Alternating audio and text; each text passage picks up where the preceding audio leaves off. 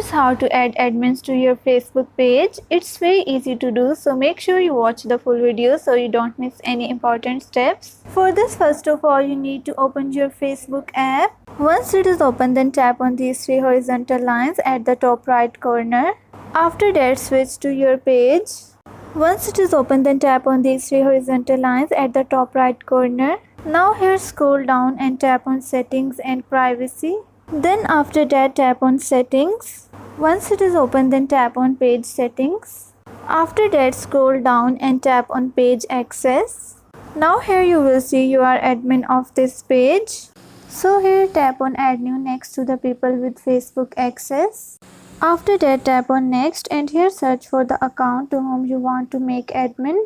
After selecting the account, tap on give access option at the bottom. Now here you need to enter your password for the confirmation.